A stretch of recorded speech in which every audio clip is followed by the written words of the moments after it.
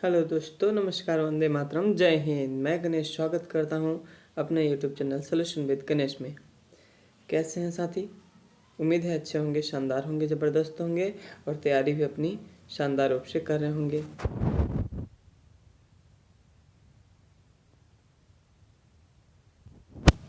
दोस्तों, आज की क्लास में हम लोग पढ़ने वाले हैं प्रमुख शास्त्रीय भाषा, वाद्य यंत्र एवं शास्त्रीय नृत्य के बारे में। ठीक है, यहाँ से आपका प्रश्न पूछा जाता है। प्रमुख शास्त्रीय भाषा में से जैसे है, इसमें से 1 नंबर के प्रश्न पूछे जाते हैं, वाद्यांश से 1 प्रश्न पूछे जाते हैं और शास्त्रीय नृत्य से 1 प्रश्न पूछे जाते हैं। ठीक है, तो केवल इस चैप्टर से, केवल इस क्लास से आपका 3 नंबर कंफर्म होने वाला है। ठीक है, तो आप लोग ध्यान से पढ़िए। आगे बढ़ते हैं, अपने क्लास की शुरुआत करते हैं। प्रमुख शास्त्रीय नृत्य पहले पढ़ते हैं। भारत में कुल 8 शास्त्रीय नृत्य हैं। सबसे पुराना शास्त्रीय नृत्य कौन सा है? तो भरतनाट्यम। सबसे नवीनतम शास्त्रीय नृत्य जो है वह है आपका क्षत्रिय। ठीक है, आपका नवीनतम शास्त्रीय नृत्य कौन सा है? यह क्षत्रिय है। ठीक है, नोट, भरतनाट्यम की शुरुआत रुक्मिणी देवी ने की थी। भरतनाट्यम की शुरुआत किसने की थी? रुक्मिणी देवी ने की थी। यह प्रश्न पूछा जाता है। ठीक है, इसके बाद भारत के 8 प्रमुख जो हैं शास्त्रीय नृत्य, इसके बारे में हम लोग अच्छे से जान लेते हैं। पहला जो है यह कुचिपुड़ी, आंध्र प्रदेश का है। क्षत्रिय दूसरे नंबर पर आता है, जो कि असम का है। ओडिसी उड़ीसा का है। कथकली जो है आपका यह केरल का है। कथकली आपका केरल का है। इसके बाद 5वें नंबर पर आपका आता है भरतनाट्यम, जो कि तमिलनाडु का शास्त्रीय नृत्य है। इसके बाद 6वें नंबर पे कथक, जो कि आपका उत्तर प्रदेश का शास्त्रीय नृत्य है। 7वें नंबर पे आपका आता है मणिपुरी। मणिपुरी आपका मणिपुर का शास्त्रीय नृत्य है। ठीक है, लास्ट में आपका कौन सा है? ये मोहिनीअट्टम। मोहिनीअट्टम कहाँ का है? तो मोहिनीअट्टम केरल का शास्त्रीय नृत्य है। क्लियर है? तो उम्मीद है शास्त्रीय नृत्य आप लोगों को समझ में आ गया होगा। इसके बाद हम लोग पढ़ने वाले हैं प्रमुख वाद्य यंत्र तथा उनके वादक। ठीक है, जो सितार है, सितार एक वाद्य यंत्र है। जैसा कि आप लोग जानते हैं, सितार वाद्य यंत्र को कौन बजाते हैं? पहला पंडित रविशंकर, ध्यान रखिएगा। दूसरे नंबर पे आपका विलायत खां।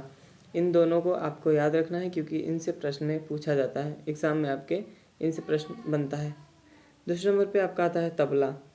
तबला वाद्य यंत्र जो है, यह बजाने वाले कौन है इसके? जाकिर हुसैन, लतीफ़ खान, अल्लाह रखा, कृष्ण महाराज। ठीक है, तो ये 4 नाम आप लोग याद रखेंगे। ठीक है, क्योंकि यही 4 नाम से आपके एग्जाम में पूछा जाता है। बांसुरी, बांसुरी पन्नालाल घोष, हरिप्रसाद चौरसिया, इनसे संबंधित है बांसुरी। ठीक है, इसके बाद आता है आपका शहनाई।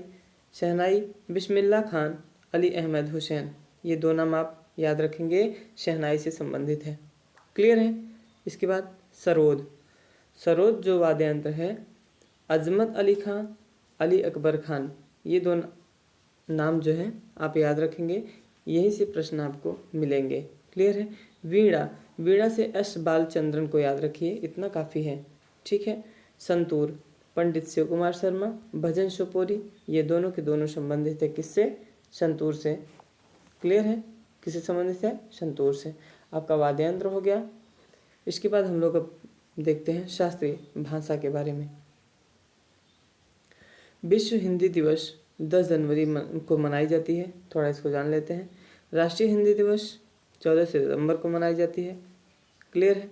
भारत में कुल 6 क्लासिकल लैंग्वेजेस हैं। टोटल 6 क्लासिकल लैंग्वेज हैं।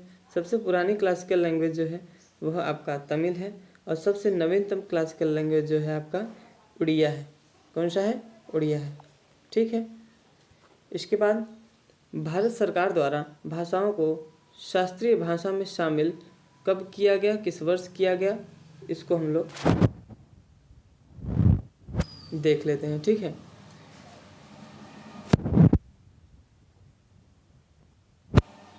तो सबसे पहले देखते हैं तमिल को। तमिल को 2004 में शामिल किया गया। ठीक है, इसके बाद संस्कृत को 2005 में तेलुगु को 2008 में, कन्नड़ को 2008 में, मलयालम को 2013 में, उसके बाद उड़िया को 2014 में शामिल किया गया। ठीक है, किसमें? शास्त्रीय भाषा में। क्लियर है? तो आज की क्लास बस इतना ही। अब इसके बाद मिलते हैं साथी कल शाम 7 बजे। तैयारी आप लोग मजबूत करिएगा, अच्छे से पढ़ाई करिएगा। ठीक है, सामने एग्ज़ाम है। तो आज की क्लास में बस इतना ही। मिलते हैं अगली क्लास में। ठीक है, तो नमस्कार, वंदे मातरम, जय हिंद।